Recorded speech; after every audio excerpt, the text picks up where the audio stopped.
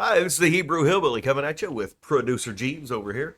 We've got I've got some news. The Indy 500, everybody knows.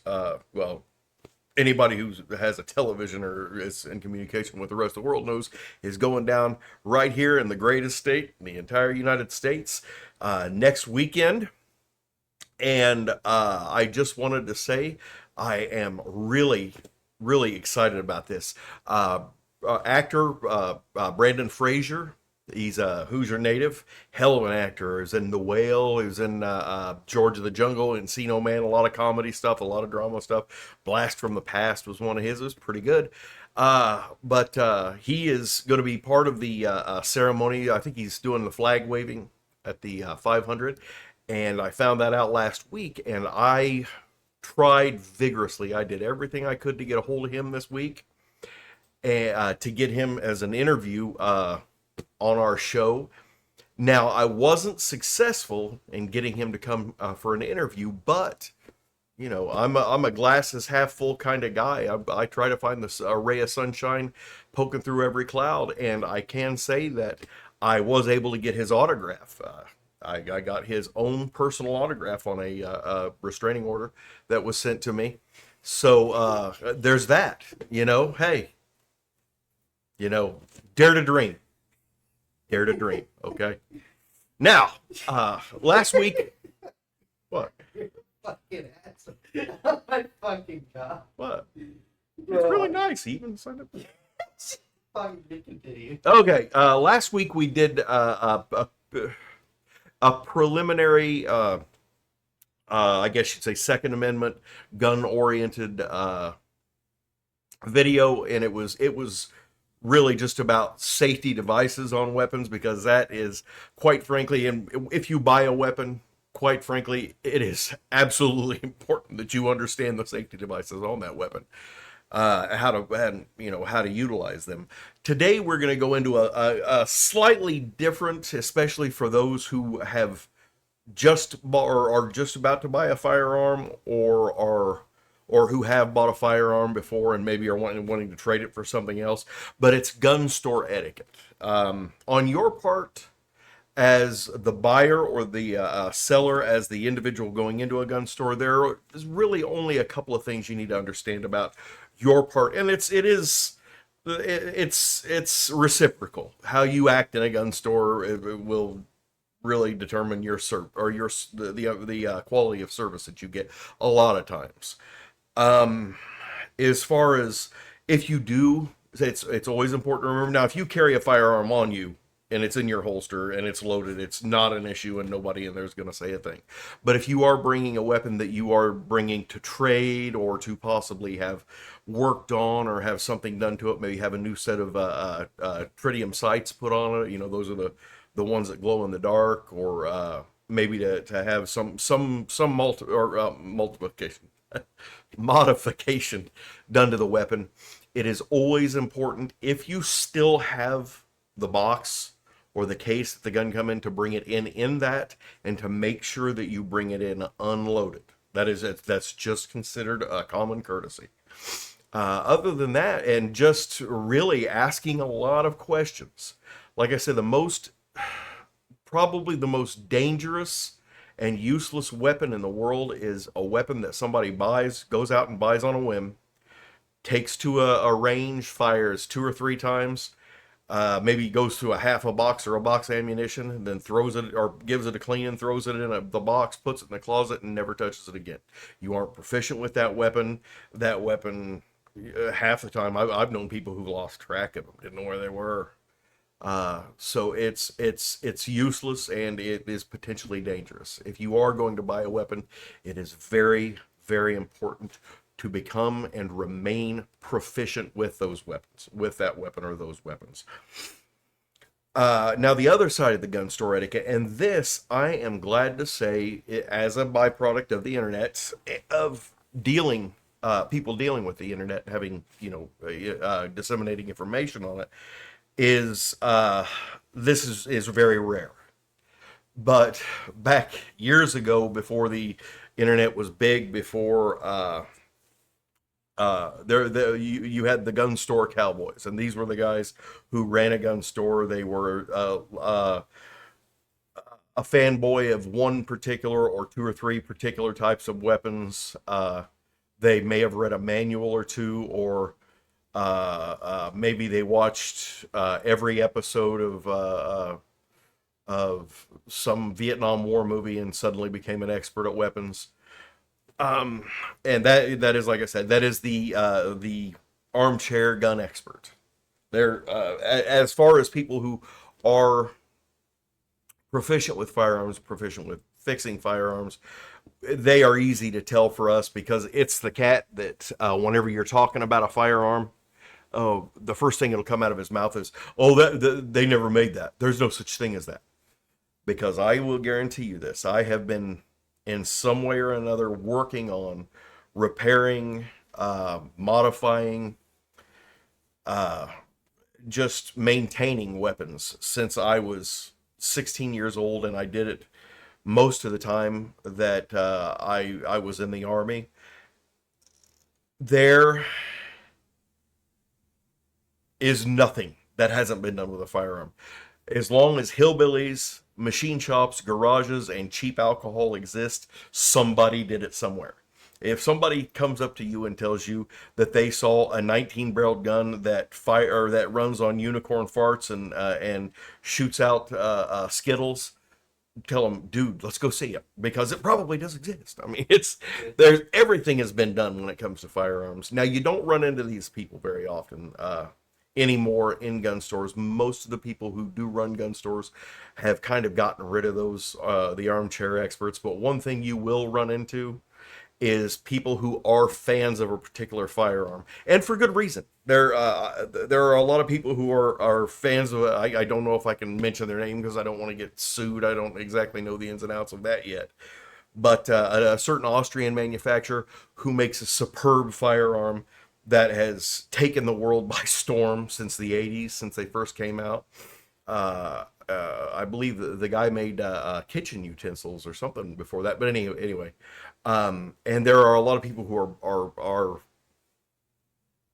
firearms start and end with this company, and you will be sold this. Now, I've tried a few of them, and I don't mind them, but for years, I was not a polymer guy. I'm old, so I have a lot of revolvers, and I have a lot of 1911, a lot of 1911s. Hey, shit, I'm not a polymer guy.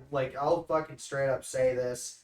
The Glock 17 is the greatest gun in the world that I fucking hate. Okay. I do not like the way that gun looks. I do not like that gun is mostly polymer, but I will still recommend it because it's actually decent. It's a decent handgun. Well, like I'm saying, by the time I got into polymers just about 6 or 8 years ago, so way late in the game, and I actually found several other polymers that were more comfortable to my hand than the Glocks, so I went in that direction, and they were superb. They are superb firearms, and some of them I carry pretty regular. Of course, like I said, my Sig 228, my old school 30-year-old Sig 228, it gets the Sore Peter Award because it is almost impossible to beat, and that's a fact. It is, but that's me personally. If you are going out to buy a firearm, you will have, at times, guys that are trying to push you towards a firearm. The best thing to do, especially if you have no experience with firearms or limited experience with firearms, there are a lot of gun stores that have gun ranges. And that's the combination that you're looking for, because most of those have a supply of used firearms that are specifically for their ranges, a varying supply. And you can rent those guns, several of those guns, in fact, and try each one out. Excuse me, and see which one just fits better, which one feels better to you, which one is more enjoyable to shoot, which one you personally like the aesthetics of better, because all of those things come into play. They are very important. A gun that you don't like is a gun you're not going to shoot. If you got guns you like, you're going to go out and shoot them. So find a gun store with a gun range that will rent you a variety of firearms or will demonstrate a variety of firearms and let you feel them out. And most of these places know they're going to make a sale off of it, and they are happier than pigs in shit whenever you come in and ask to do that, because they know they're fixing to make a sale, and they will be as accommodating as possible. You're not going to really run into anybody. You may, but chances are you're not going to run into any gun store employees that are going to try to push you in one direction, push you towards these revolvers or push you towards that. They're going to let you make choices that fit you. They're going to help. They're going to give you good guidance. A lot of them are. I know you see the internet. What do you call it? The internet videos where you see the peckerhead RCO or RSO, whichever they call themselves, who is out there playing John Wayne and blows a hole in the roof, or the gun gets away from him, things like this. But those are rare occasions. Those are not things that are common. Just best advice, like I said, if you don't own a gun, find a gun range, a gun store with a gun range, and they'll let you go hog wild. Okay. All I really have to add, this kind of a personal tangent, but I just fucking remembered. I actually did have a Glock once. Yeah, I got it for my fucking birthday when I was younger.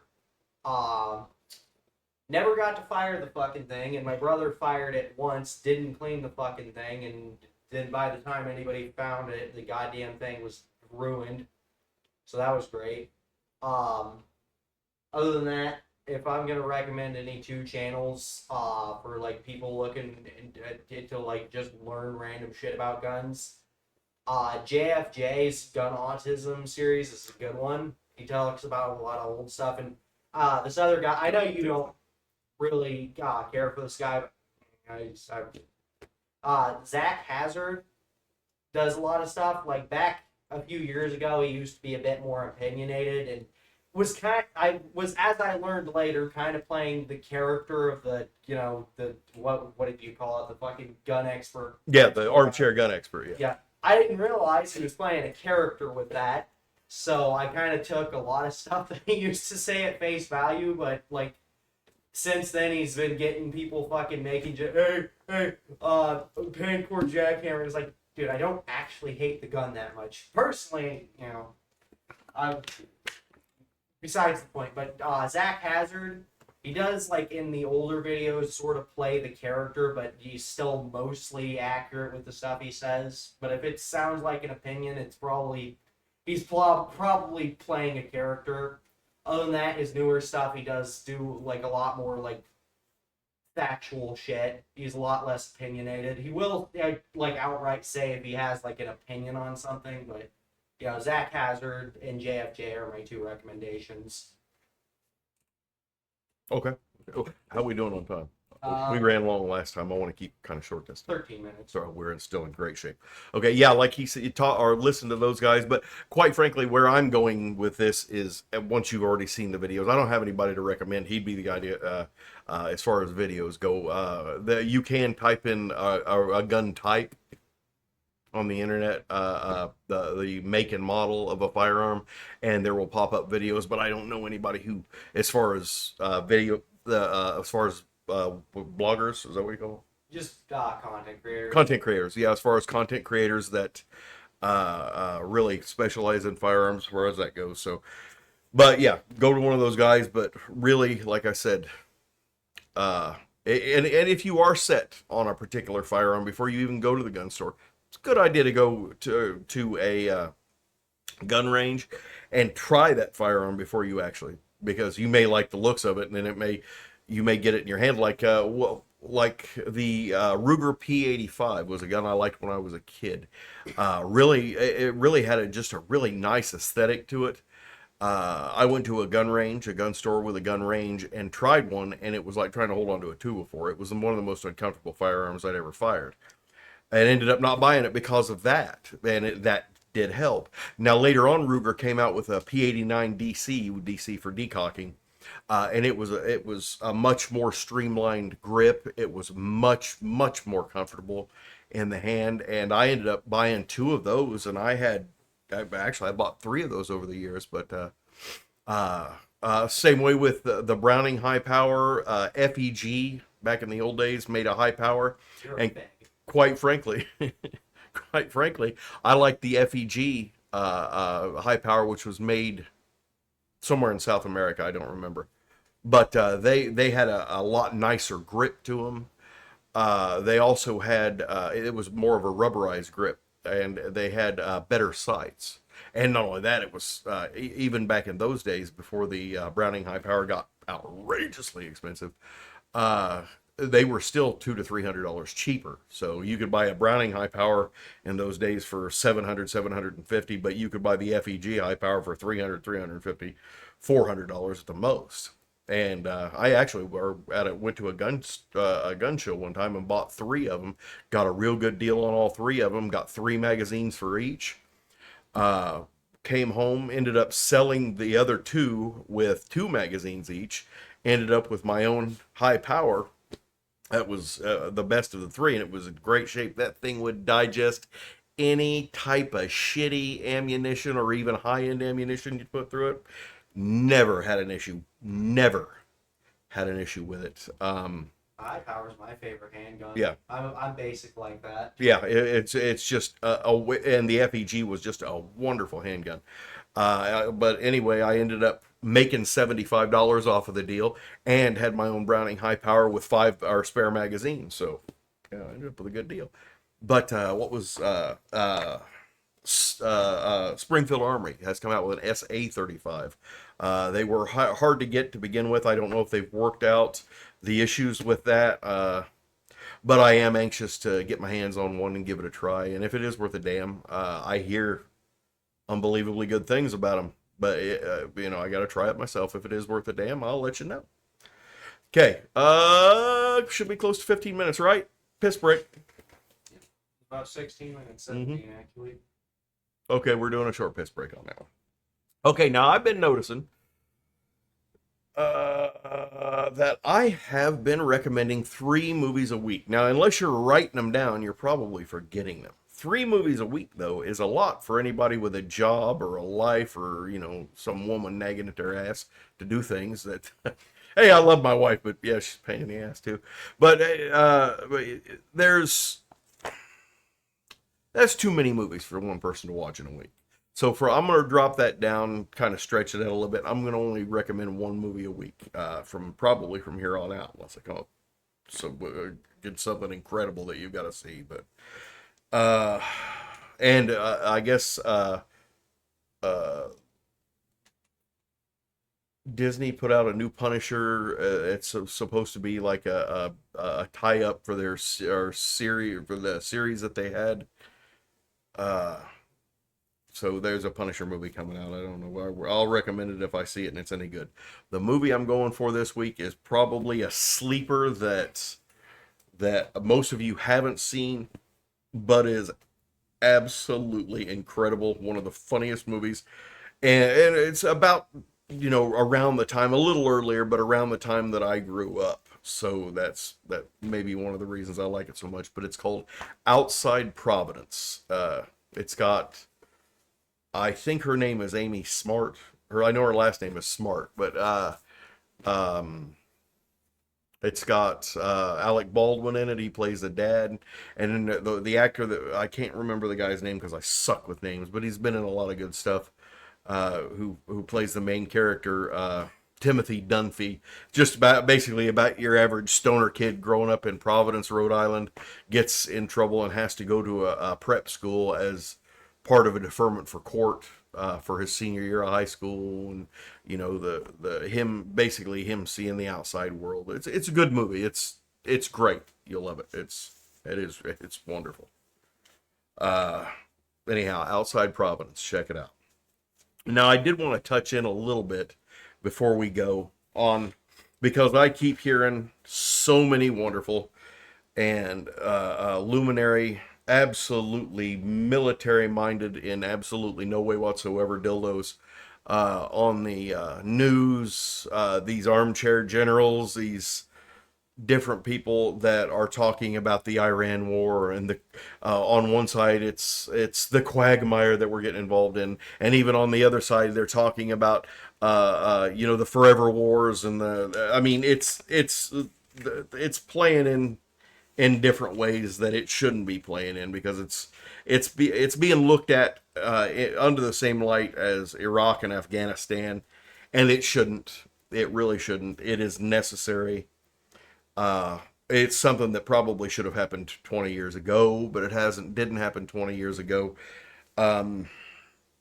I know that I've even heard comparison. Well, what's wrong with them having a nuclear weapon? North Korea has a nuclear weapon and they haven't used it, but North Korea is not.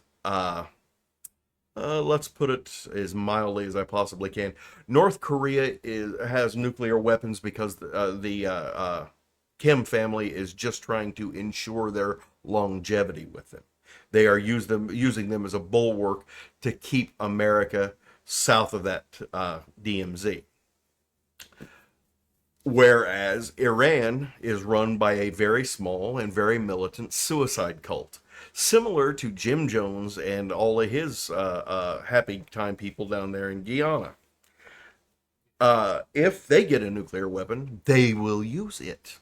They intend to use it. They've said they're going to use it because they believe it is their duty to God, just like all suicide cults, to die in the service of God and somehow be instantly transported to heaven. And we're probably gonna get in trouble for this. Don't care. It's the fucking truth Yeah, of it. yeah. I'm just gonna lay this to you honestly. Whether you're, like I said, whether you're right hand or right wing or left wing, this is the truth about it. And I am as anti-war, trust me. And I have a whole lot more reason than most of you armchair shitbirds out there have to be anti-friggin' war. Okay, a lot more reason. But there are necessary wars. There are times when you need to fight, when you have to fight. What's going on mainly, this is not this is actually a limited military engagement. What's going on has been done before. It's kind of reminiscent of Panama in a way, in that it is a limited military engagement that is designed first to take out their military power, which it has, by and large. I mean, they went from long range ballistic missiles to now they're out there throwing rotten apples at airplanes. Okay, they're not doing anything. We were under a rocket attack. Yeah, you were under a rocket attack. It was a bottle rocket. Okay, they fired a pumpkin ball at your carrier. It's not their real military strength is all gone. What's going on in the Strait of Hormuz is just them threatening, saying, "Oh no, well we put mines out there. Did we put mines out there?" And people are afraid to pass through there because they also have basically these guys are going around doing drive-by shootings out of boats. I mean, it's like it's crazy. I mean, it's the Somali pirates are better armed, but there is some effect there, and these civilian ships don't want to pass through there, but they don't have some absolute military lock on it. The United States is saying, hey, most of the time, hey, they're bullshitting. They're no threat. We'll help you out here and there, but they're not giving a lot of help because it's not necessary, because there are no mines, really. There may be one or two or a few here and there, but they don't have a blockade of it. It is the threat of civilians incurring guys armed with AK-47s in speedboats, and that's really what you're dealing with. That's the power of the Iranian Navy right now, is three dickheads with AKs in a rowboat. But yeah. And to the people saying this is going to result in fucking World War III, it's not. No. People said that about Iran. People said that about everything, even remotely even remotely violent conflict that the United States has been involved in the past 20 years. It's not going to result in World War III. I mean, who are we going to be fighting with? I mean, you've seen basically what Iran was firing at Israel and the United States was basically that was given up by China to them to fire. China's state-of-the-art weapons, and you've seen how well that worked. And Russia, how they're dealing with basically fighting Texas, more or less. How the largest country in the world is bogged down in a basically a stalemate, and they were using the best of their equipment and the best of China's equipment to attack a country that, honestly, if they had an army, if the great and powerful Red Army or the PLA were anything like they should have been, that war would have been over in a few weeks, and it wasn't. Okay, so you see what we're fighting against. I used to hear people say that all the time. Oh, Russia could walk through the United States Army in no time. You'd hear some dumb shit talking that. No, no. Yeah, there's what is going on is they have attrited their military assets to the point to where they are no longer effective. Now what they're trying to do, and like I said, this is where it comes in. It's worked in the past in different countries, that different countries have done it to varying degrees of success. It hasn't always worked. Sometimes it has, but they are trying to save civilian infrastructure as best they can, because they're hoping when the IRGC, which is that small core group of radical fanatics, is removed and the people take over, if that happens, then they will have infrastructure left. They will have a country to run. They're trying not to destroy that part of it, although destroying that part of it is legitimate, or those are legitimate military targets. All infrastructure, with the exception of hospitals and schools, and clearly, neighborhoods, civilian neighborhoods. Those things obviously are not legitimate civilian targets, but a power plant, a water treatment plant, a sewage plant, all these things are infrastructure, and yes, they are part of it, but they are what he's trying to save. If he went in and took all that shit out right now, this would be over tomorrow, yes. But I understand what he's trying to do here, and I say give him the time. Give him the time. We'll see if it works. Okay, like I said, it has worked, but you're also talking about the Iranian people are supposedly speak of wanting their freedom, wanting to be free of the oppressive shackles of this regime, but they ain't out there freeing themselves. So I don't know. I don't know how their resolve will stand up as far as that goes. Anyhow, let's leave that bright and sunny note and get to something a little bit more serious. Yeah, I know. Say what? Okay. And that is, and I'm hitting it again, union, union, union, baby. There are such things as good unions, and there are such things as bad unions, and I've been in both. I have been in some unions that weren't worth it. They just wasn't worth the shit. Wasn't worth the powder to take to blow their brains out. It was just... They were completely useless. I was in one union, actually I was in two separate unions, that instead of trying to protect their employees, they would sell their employees supplemental unemployment insurance for when they got fired for whatever stupid shit they get fired for, because the companies would run roughshod over their employees like that. And let's just say, I'm not going to say the company, but I will say the industry that it was involved in, and it rhymes with plale-plode. So, yeah. And it's the railroad. Okay. Anybody, if you are in the railroad, if you are part of any railroad, Union Pacific, BN, any one of them, it's a culture, and I am here to free you from that culture. And I can tell you that the operators union, that the laborers union, that the carpenters union, that the Sparkies union, that the pipe fitters union, they're all looking for people, and they will treat you a whole lot better than anything you will ever deal with that you have dealt with on those rails. Okay, your life will improve dramatically.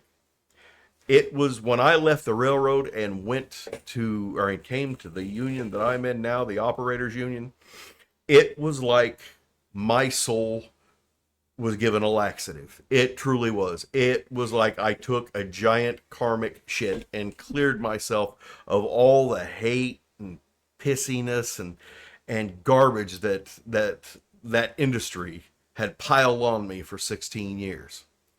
And getting away from it, getting away from them was the best thing I ever did for myself.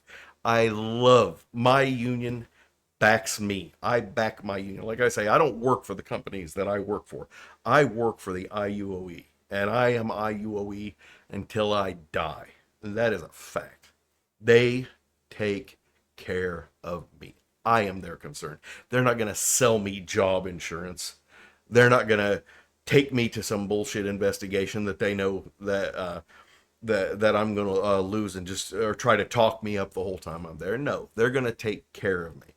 If I've got a boss who's screaming at me and because of the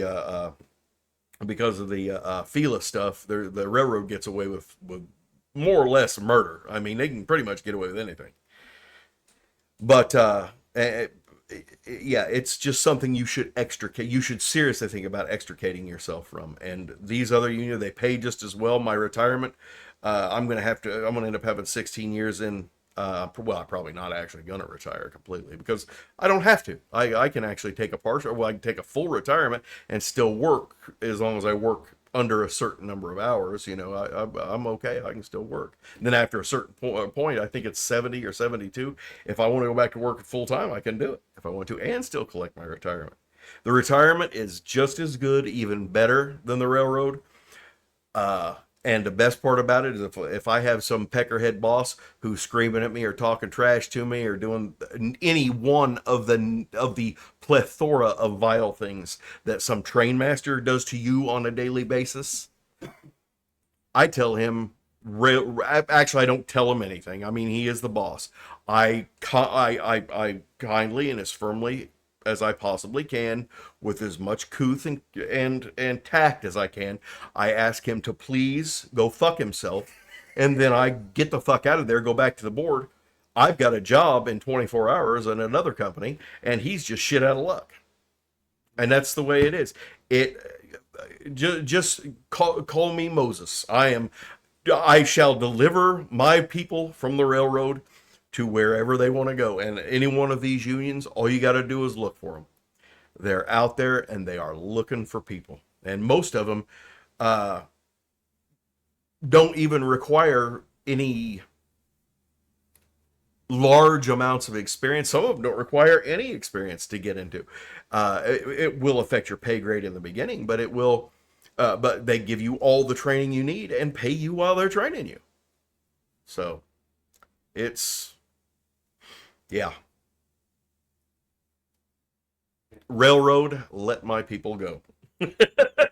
So anyhow, this is the Hebrew Hillbilly with producer Jeeves. We're getting close to time, so I'm going to shut her down and just let you know we're here for you. If you have any questions, just ask. If you have any comments, anything you want us to talk about, no matter what it is, just ask. Just put it up there, and with our what we have virtually ones of followers now. I mean, it's crazy out there. Whew, yeah. I have to hide myself, so I don't get swamped by the paparazzi. But yeah. But, no, but yeah. But just two last things for me. One, if you do recommend something, do understand we're not inherently going to fucking agree with everything. Yeah. You say We are here for discussion. Yeah. Yeah. Not validation like fucking, Exactly. every V-tweeter or fucking dipshit who uses Twitter too much. And the other thing, back on the thing with the union. Well, I want to hit something on that. That's actually would be a good thing if you have a point and you wish for a counterpoint on something, whether I believe in what you're saying or the counterpoint or whichever. Hit us up with that. Ask us what a counterpoint would be. I would love to debate. As a matter of fact, when it comes to debaters, I'm a master. So yeah. We're both just a couple of master debaters. Yeah. Actually, I don't debate. I get the moment I hear something stupid, I fucking just immediately like, shut up, you're stupid. But yeah, no. Oh, so you are a modern a progressive debater. Yeah, that's why you call them a racist. You hit them. No, I just say shut up, you're stupid. That's why I don't get involved in politics, because I think people who do that shouldn't be involved in politics, and I'd be a fucking hypocrite. but I can't fucking help it. I try my best, but people these days don't know the fucking difference between a goddamn argument. Yeah, I don't Being, care. being people these days don't understand the difference between debating and being a fucking contrarian, and I've encountered this multiple fucking times. Well, they have a lot in common. That's the purpose of debate, is to create thought through contrary opinion. Yeah, The problem really is that most people don't understand the difference between fact and opinion, and most people believe that their opinions are absolute facts. Yeah, but the point I'm trying to get across is the big difference between being a contrarian and wanting to debate is trying to like come to an actual like when you're trying to debate, the entire purpose is you're trying to learn more about opinions you might not agree with and trying to learn whether or not you are right or wrong on something. Yeah. Being a contrarian just means you want to fucking argue for no reason. It's just being an asshole. And I've encountered people who, say that they love to debate, but they just they don't debate. They just argue against. They're just no, you're wrong. They're not making an intelligent argument. They're just being contrary for the purpose of being contrary. Yeah, that's what being a contrarian is. But back on what I was trying to say, the only real argument I've ever heard against being in a union, I'm going to keep this short, we're at 35 minutes. The only argument I've heard against the union so far was from dumbasses on Twitter who are like, oh, you just want to be in a union because you don't want to actually do your job, blah, blah, blah. It's like, well, here's the thing. If you're in a fucking union, you have to actually be able to do the job. They train you. And, you can't just... Trade unions, skilled trade unions, yes. There are some companies, and like I said, there are bad unions. There are some companies that are just union, and they're just a union shop, and you're going to be part of the union, and it's that's just the way it is. And the union doesn't really do much to help you out. They just take your friggin' money, and they don't do really anything for you. Yeah, but they're the thing I'm trying to point out is like people think that being in the union just means you don't have to work because you can just quit and go somewhere else. No, you still have to do your fucking job. And you have to be better at anybody else or at any non-union person at doing that job. Yes. Yeah. You can't just get into you can't just go into a union hall, sign a piece of paper, and then get put on. You have to actually be able to do the fucking job. Mm-hmm. So the argument that being in the union just means you don't have to do your fucking job is it's stupid. Yes. Anyway, that's all I have to say. So. Alrighty. And I will end it up with, like I said, that I'm Joe Perry, the Hebrew Hillbilly, producer Jeeves. It's been a great show. Like I said, if you have anything to say to us, let us know. Shalom. The Japanese have just bombed Pearl Harbor. I'm sad to say it is. But they bombed it with stereos and really shitty bunny ears, so it was no harm this time. It's not December 40 or 41 for Christ's sakes, okay? Otherwise we wouldn't be on the internet.